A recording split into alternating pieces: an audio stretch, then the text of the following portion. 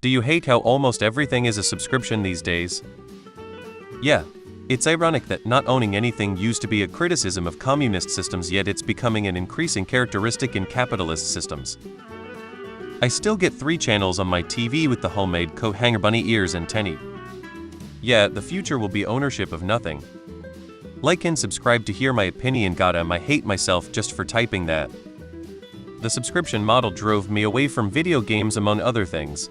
I've been playing since Pong, but I also never got rid of anything, so I'll be playing my old systems and games until I die or they do.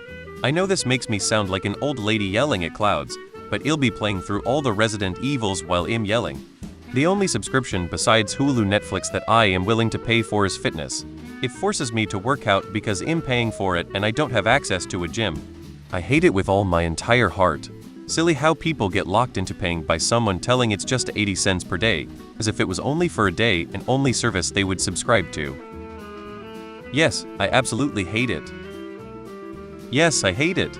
Our world has gone from a place where people killed or grew their own food, built their own houses, and made their own tools to do all of this, to one of less self-reliance, to one where we purchased food and bought houses built by others as part of an owner class, to one where we bought, used, then sold or discarded our houses, food, and consumer products as part of the conspicuous consumer economy, to the new reality, a serfdom designed to ensure that we own nothing and die with nothing, existing solely to make a small percentage of people wealthy.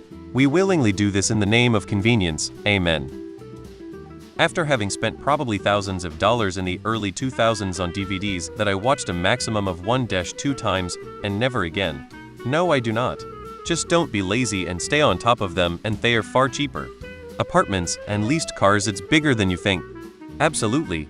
I had a purge last autumn where I canceled pretty much everything, then lived without subscriptions for a month.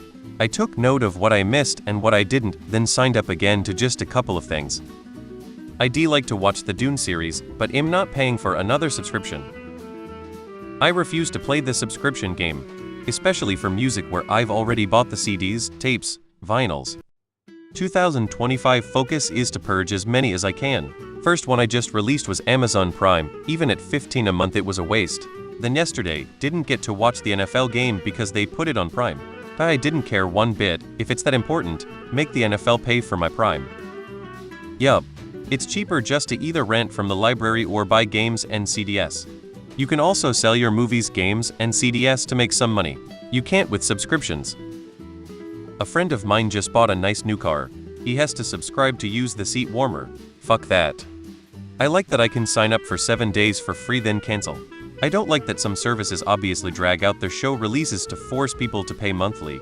I do like that I pay monthly for Adobe products because it aligns much better with how I bill my clients. I don't typically have 3 to 5K to drop on software, and I like that I have access to everything as I need it. It's not perfect, but if you're a freelancer it's super easy to pay monthly for it, then expense it against taxes at the end of the year. Torrents will set you free. Yes,